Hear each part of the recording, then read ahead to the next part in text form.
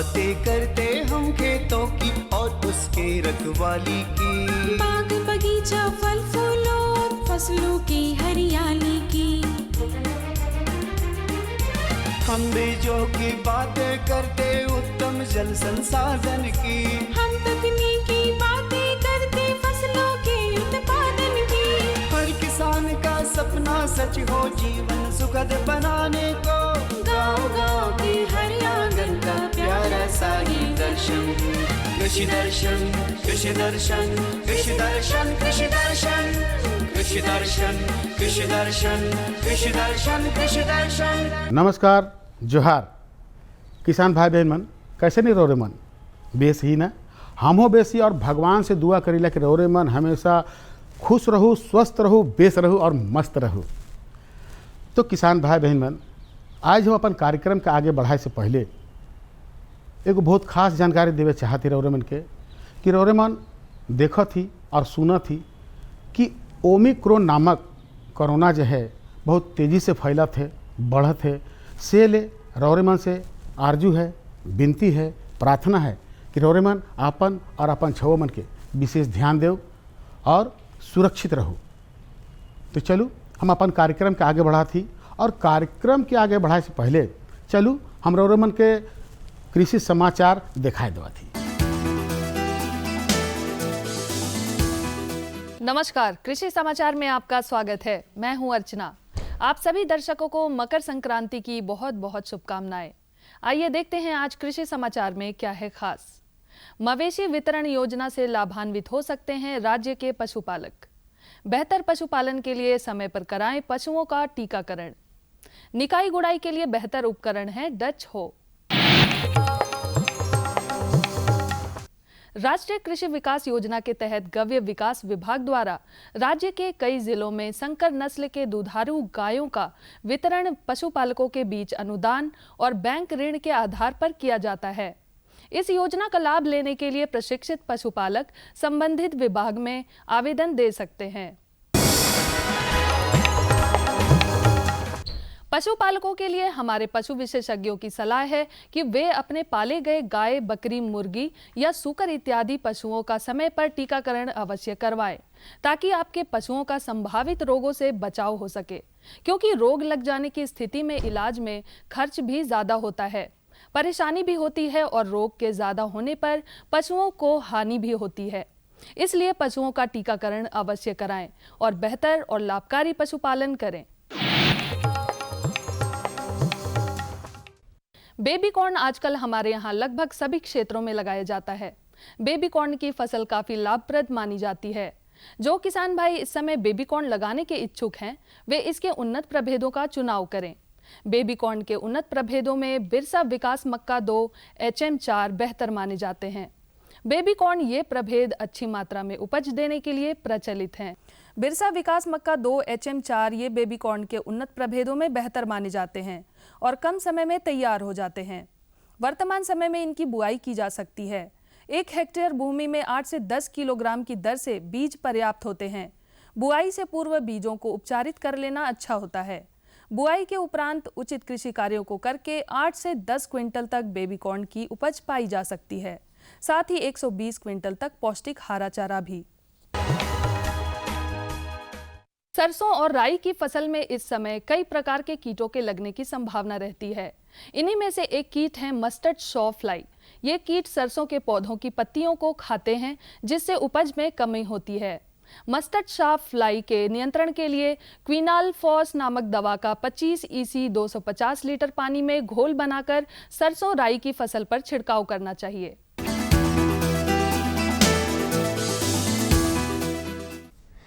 निकाई गुड़ाई के काम को बेहतर तरीके से करने के लिए किसान डच हो का इस्तेमाल कर सकते हैं। इस कृषि उपकरण से खेत में निकाई गुड़ाई करने के साथ साथ नाली और मेड़ भी बनाया जा सकता है। यह है डच हो। निकाई गुड़ाई के काम के लिए निर्मित इस उपकरण से खेत में नाली और मेड़ भी बना सकते हैं। डच हो द्वारा एक दिन में लगभग 15 डिसमिल खेत में लगे फसलों की निकाई की जा सकती है। इस उपयोगी उपकरण को बिरसा कृषि विश्वविद्यालय के अभियंत्रण विभाग से प्राप्त किया जा सकता है। और अब एक नजर राज्य के कुछ प्रमुख शहरों के मौसम के मिजाज पर। आज राज्य के कुछ प्रमुख शहरों के तापमान इस प्रकार दर्ज किए गए। रांची अधिकतम 21 डिग्री सेल्सियस, न्यूनतम 10 डिग्री सेल्सियस। देवघर अधिकतम 25 डिग्री सेल्सियस, न्यूनतम 11 डिग्री सेल्सियस। जमशेदपुर अधिकतम 24 डिग्री सेल्सियस, न्यूनतम 12 डिग्री सेल्सियस। मेदिनीनगर अधिकतम 24 डिग्री सेल्सियस, न्यूनतम 9 डिग्री सेल्सियस। धनबाद अधिकतम 24 डिग्री सेल्सियस, न्यूनतम 11 डिग्री सेल्सियस। कृषि समाचार में आज इतना ही। कृषक बंधुओं, कोरोना संक्रमण अभी खत्म नहीं हुआ है, अब नए रूप में हमारे सामने है। इसलिए आपसे अनुरोध है कि खेती बाड़ी के कामों में सावधानी बरतें, मास्क लगाकर और 2 फीट की दूरी रखते हुए कृषि कार्य करें। यदि आपने कोरोना का टीका नहीं लिया है तो टीका का अवश्य लें।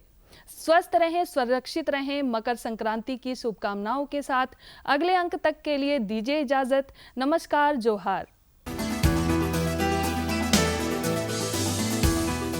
किसान भाई बहन मन, कृषि समाचार में रौरे मन तकनीक कर बारे में, उपकरण कर बारे में, मौसम कर हाल कर बारे में और कृषि संबंधी नवा जानकारी मिलक, उपकरण कर बारे में पता लागलक, बिहन कर बारे में पता लागलक। एखन बेरा हो जाए एक छोटा सा विराम के। हम विराम के बाद घूर के आवा थी और मन के जानकारी देवा थी।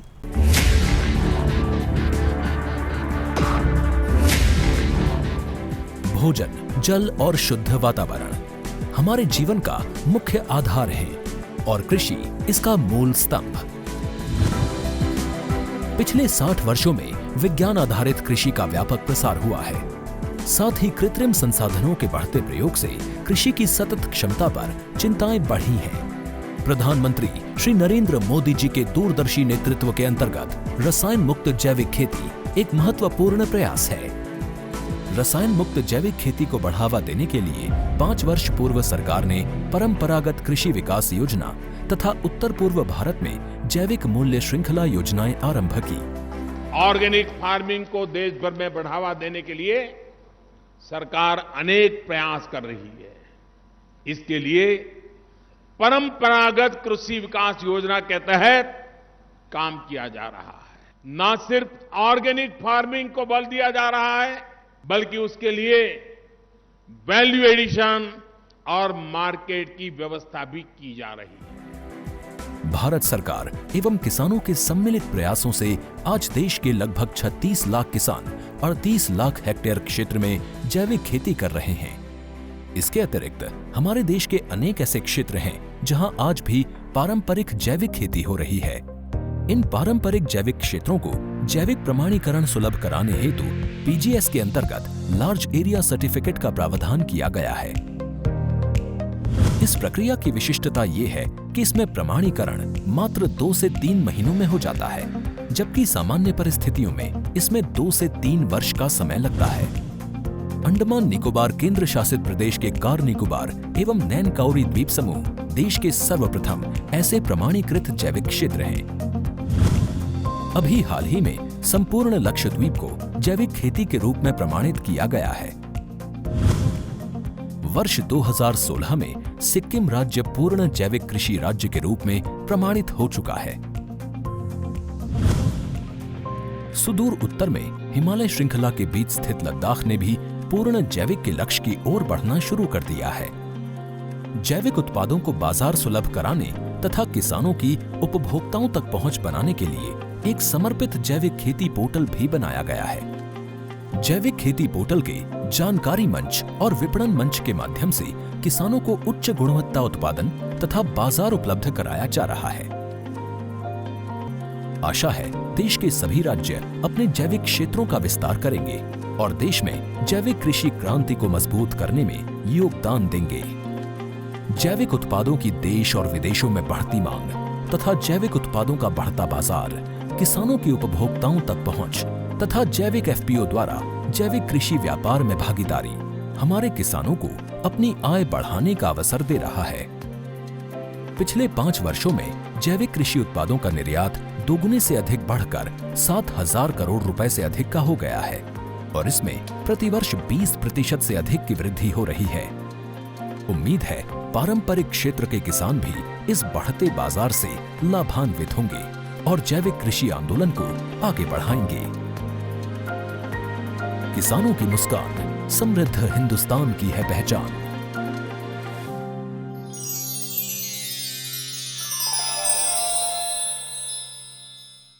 विराम के बाद रौरे मन के एक बार फिर से स्वागत है।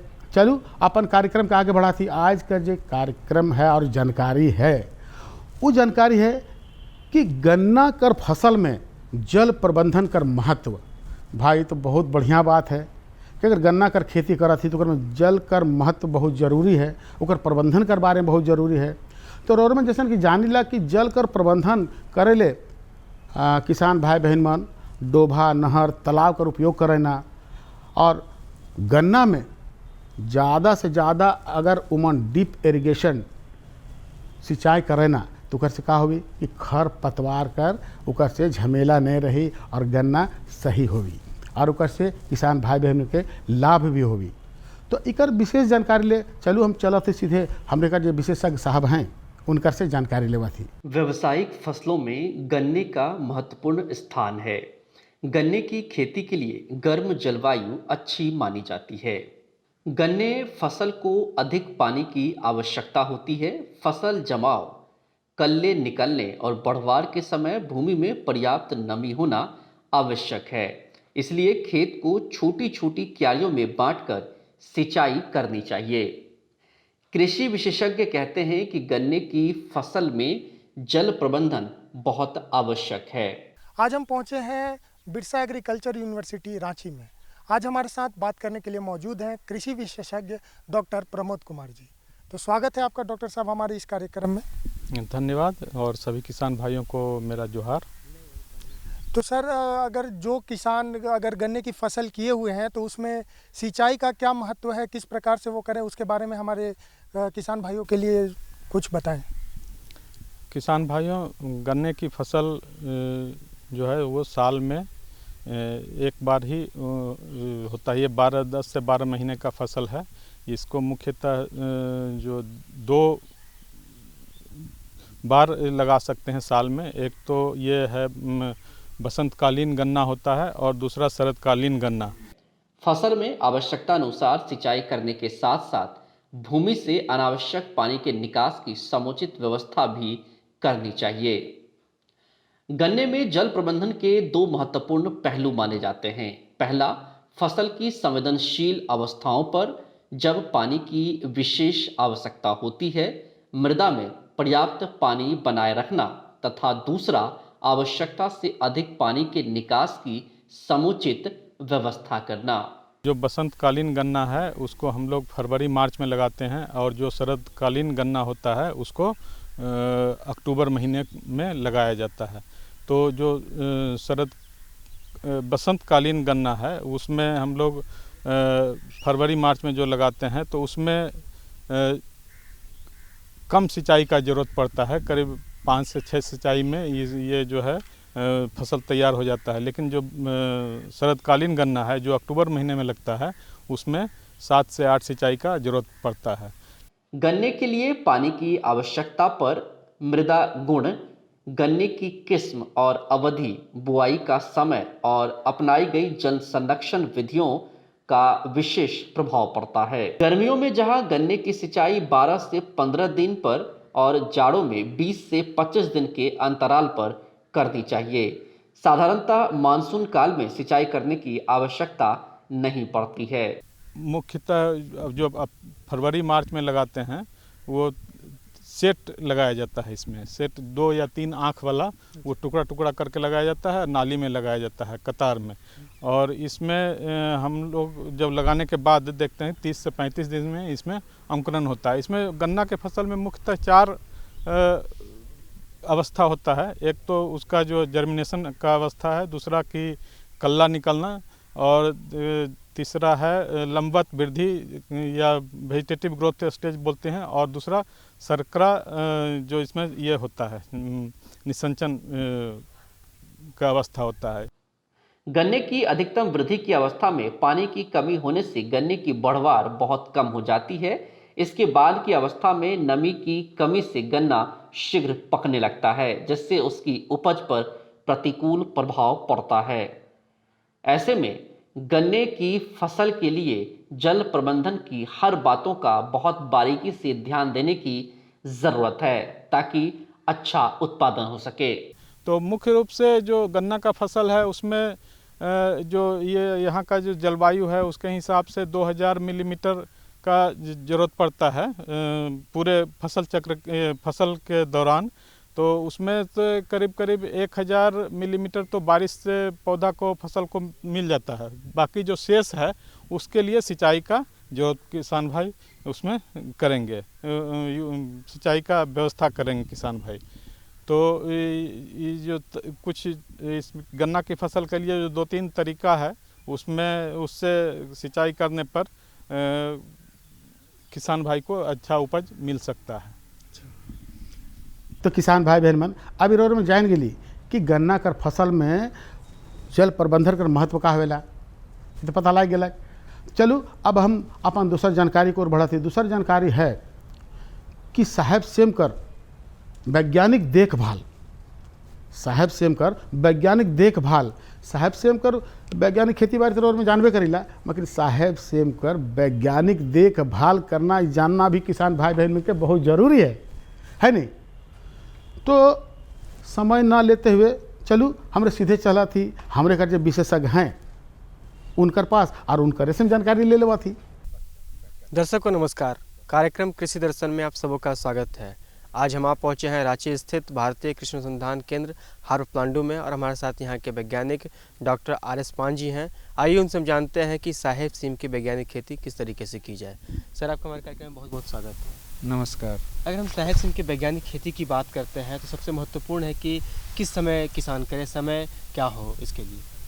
देखिए जो साहेब सेम जिसको बकला बीन भी कहते हैं, ये इसका खेती ये एक्चुअली कम तापमात्रा में अच्छा होता है। तो जाड़ा का जो मौसम है इसमें इसका अच्छा तरह से खेती होता है क्योंकि ये कम तापमात्रा में इसका वृद्धि विकास अच्छी होती है।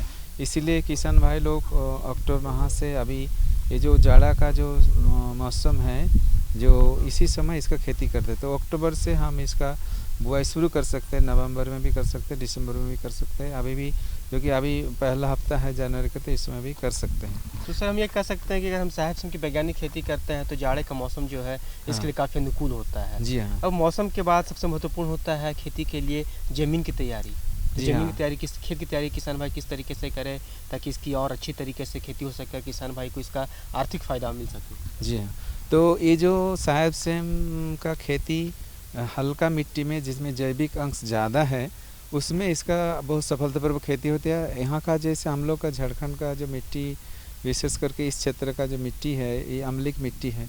तो अम्लिक मिट्टी में इसका खेती अच्छा तरह से होता है, मैंने इसको ये सह लेता है, इसमें कोई उपज में कोई कमी नहीं होता है। तो इसीलिए यहाँ का जो हल्की मिट्टी है, तो हमारा यहाँ का मिट्टी हल्की है, मतलब हल्का बालू जो दोमट मिट्टी होता है, लेकिन उसमें जैविक अंश ज़्यादा होने से उपज अच्छा होता है। तो वो हम प्रयोग करते हैं। जैसे खेती जब तैयार करने की आप बात किए हैं तो जब हम जो 3-4 बार अच्छा से जुताई करके जैसे जो जैविक खाद है, मतलब आपका साड़ी हुई गोबर की खाद करीब मतलब 20 से 25 टन, मतलब 200 से 250 क्विंटल प्रति हेक्टेयर के दर से बुआई से पहले ज़मीन तैयारी के समय हम अच्छा तरह से मिला देते हैं।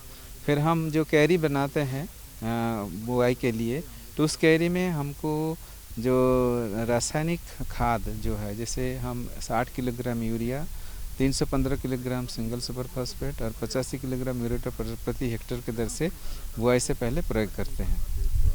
और जो बुआई हम करते हैं तो उसके लिए हम जो कैरी जो बनाते हैं उसमें सही दूरी देना है, पौधा से पौधा और लाइन से लाइन की दूरी। तो करीब करीब 1.5 फीट मतलब 45 सेंटीमीटर लाइन से लाइन की दूरी रखना है। और जब लाइन में जब बीज का बुआई करेंगे तो उसमें करीब 6 इंच या 15 सेंटीमीटर रखना है। और जब बीज आपने बहुत ही जानकारी दी कि खेत की तैयारी किस तरीके से करना है, लाइन से लाइन में इसको लगाने से काफ़ी लाभ मिलता है। खेत की तैयारी के बाद सबसे प्रमुख जो है इसमें आता है कि बीज का चयन सबसे प्रमुख है। कि अगर हम साहेब सेम की वैज्ञानिक खेती कर रहे हैं और साहेब सेम की अगर हम बीज की बात करते हैं तो यहाँ की झारखंड के मौसम के अनुकूल के लिए सबसे अच्छा बीज कौन सा रहेगा? जी हाँ, जैसे कोई भी अच्छी खेती करना है, उन्नत खेती करना है तो उन्नत बीज का प्रयोग अति आवश्यक है। तो इसलिए हमारे इस केंद्र से हमने ये जो विकास किया किस्म का, उसका नाम है स्वर्ण सफल। तो इसका खेती किसान भाई कर सकते हैं, ये बहुत अच्छी किस्म है। तो ये करीब करीब मतलब बुआई से 90 दिन के अंदर मतलब इसका पहली तुड़ाई शुरू हो जाता है और करीब फसल का अवधि 4 महीना है। तो ये एक उन्नत किस्म है स्वर्ण सफल। तो इसका बीज हमारे इस केंद्र से प्राप्त करके किसान भाई खेती कर सकते हैं। इसके अलावा भारतीय कृषि अनुसंधान संस्थान नई दिल्ली से विकसित हुई है एक किस्म है जिसका नाम है पूसा सुमित। तो उसका भी खेती यहाँ हम लोग किए हैं, वो भी अच्छे तरह से यहाँ किया जा सकता है। तो उसका भी बीज प्राप्त करके किसान भाई खेती कर सकते हैं। ये दोनों जैसे हमारा स्वर्ण सफल का उपज क्षमता करीब करीब मतलब 30 से 35 टन प्रति हेक्टर है, मैंने हरी फली का जो वजन है। और ये जो हमारा जो पूसा सुमित है ये करीब करीब 25 से 30 टन प्रति हेक्टर के दर से हमारा वो हरी फली का उपज मिल जाता है, जो सब्जी के रूप में हम खाते हैं या बेचते हैं। तो ये दोनों उन्नत किस्म का खेती करके किसान भाई अच्छा मुनाफा कमा सकते हैं, अच्छा उपज ले सकते हैं। ये तो आपने सर बताया कि बीज का चयन बहुत ही प्रमुख है। अगर हम इन दो बीजों का चयन करते हैं तो किसान भाई को उत्पादन में काफ़ी अच्छा मतलब कि लाभ मिलता है। अगर हम बीजोपचार की बात करते हैं ताकि रोग कम से कम लगे, पौधा हमारा स्वस्थ रहे, उसमें जो है अंकुरन अच्छे तरीके से हो, तो बीजोपचार किस तरीके से किया जाए? जैसे इसमें प्रति हेक्टर के लिए करीब 75 से 100 किलोग्राम बीज की आवश्यकता होती है। तो बीज को उपचार करना अच्छा है, जो कि ज़मीन से जो फफूंद से जो बीमारी पैदा होता है उससे बचाया जा सकता है। तो इसके लिए जो बेबिस्टिन दवा है वो 2.5 ग्राम प्रति किलो बीज की दर से उसको मिला के तब हम बुआई करेंगे तो हमारे लिए बहुत सारा बीमारी से हम बचाया जा सकता है फसल को। तो ये एक मतलब बीज उपचार बहुत ही महत्वपूर्ण चीज़ है। और अभी हम जैसे सिंचाई का बात करें तो बुआई के लिए जो कि जड़ा का फसल है तो इसमें हमको पानी की आवश्यकता होती है। तो बुआई के बाद एक हल्की सिंचाई अवश्य कर देना चाहिए। और जब फूल आने से पहले जैसे अभी जड़ा का दिन में 10 दिन में एक बार सिंचाई कर देने से काफ़ी हो जाता है। और जो लोग ड्रिप सिंचाई से करना चाहते हैं तो उसको तो प्रतिदिन आधा घंटा पानी देने से वो हो जाता है, कोई दिक्कत नहीं होता है, पर्याप्त मात्रा में उसको मिल जाता है। हम ये कह सकते हैं कि सिंचाई जो है हर एक 10 दिन के अंतराल में करते हैं तो खेत में नमी बनी रहती है और पौधा पे इसका जो है सकारात्मक प्रभाव पड़ता है। और दूसरा जो है मतलब इसमें ये ध्यान में रखना है जैसे फूल आने से पहले मिट्टी में नामी होना चाहिए, मतलब सिंचाई होना चाहिए। जब दाना भरते हैं मतलब फली जब भरने लगता है तो उसमें हमको मतलब उस समय सिंचाई, फूल आने के समय और जब फलियाँ भर रहे हैं जिसमें फलियाँ में दाना भर रहे उस समय आपका सिंचाई होना अति आवश्यक है। उससे पैदावार अच्छा होता है, नहीं तो पैदावार में कमी हो जाती है। सिंचाई के बाद अगर हम उर्वरक प्रबंधन की बात करते हैं तो उर्वरक प्रबंधन काफ़ी महत्वपूर्ण है, क्योंकि हमारे मिट्टी में देखा जाता है कि जो पोषक तत्व जितना मिलना चाहिए कुछ न कुछ कमी रहती है। तो हम उर्वरक के माध्यम से उन पोषक तत्वों को पूरा करने का कार्य करते हैं। तो उर्वरक प्रबंधन की बात करते हैं तो किस तरीके से उर्वरक प्रबंधन? जैसे मैंने पहले ही जैसे बुआई से पहले जो प्रयोग करना है पहले ही मैं बता दिया हूँ। जैसे यूरिया है, सिंगल सुपर फॉस्फेट है, म्यूरेट ऑफ पोटाश है, उसको बता दिया। लेकिन जैसे हम जैसे नॉर्मल खेती करने जाएंगे तो हमको समय समय पर खरपतवार निकालना चाहिए, घास निकालना चाहिए, निकाई गुड़ाई करना चाहिए। तो बुआई से करीब 25 से 30 दिन बाद हमको निकाई गुड़ाई करके वो फिर 60 किलोग्राम यूरिया प्रति हेक्टर के दर से मतलब 2.5 एकड़ के हिसाब से हमको जाड़ से थोड़ा दूर प्रयोग करके फिर मिट्टी चढ़ा देना चाहिए। और उसके बाद एक सिंचाई अवश्य देना चाहिए, उससे उनका वृद्धि विकास अच्छी होता है, उपज भी अच्छा होता है, पौधा को सहारा मिल जाता है, उसका जाड़ का जो विकास है तो उसको मिट्टी का सहारा मिल जाता है, तो पौधा गिरता नहीं है और जो फल आता है तो उसको माने सहारा मिल जाता है। तो ये हमको ध्यान में रखना है। तो कहूँ आज करी दुई जानकारी रोने कैसे लागलक है ना, जल प्रबंधन कर बारे में भी जान गेली और साहेब सेम कर वैज्ञानिक देखभाल कर बारे में भी रौरे मन के पता लग गलक है ना। तो किसान भाई बहन मन एगो बात रोज कहती कि देखो हम हमेशा रोरे कहिला कि अगर ऐसा जानकारी कोई है तो हमरे के जरूर दो, और जब जानकारी देना है तो कर ले पता तो लिखे पड़ी नहीं, तो पता के लिखू। पता है कार्यक्रम कृषि दर्शन द्वारा केंद्र निदेशक दूरदर्शन केंद्र रातू रोड रांची और हाँ पिन कोड संख्या के छोड़े के नखे के जरूर लिखे के है। पिन कोड संख्या है 834001। आज रो मैंने इजाज़त दो मकील यह दिन और यह बेरा नवा जानकारी के साथ और उपस्थित हो। तब तक इजाज़त दो। नमस्कार। जहर। हम बीजों की बातें करते उत्तम जल संसाधन की, हम तकनीकी बातें करते फसलों के उत्पादन की। हर किसान का सपना सच हो जीवन सुखद बनाने को, गाँव-गाँव के हर आंगन का प्यारा सा ये दर्शन। कृषि दर्शन कृषि दर्शन कृषि दर्शन कृषि दर्शन कृषि दर्शन कृषि दर्शन कृषि दर्शन कृषि दर्शन।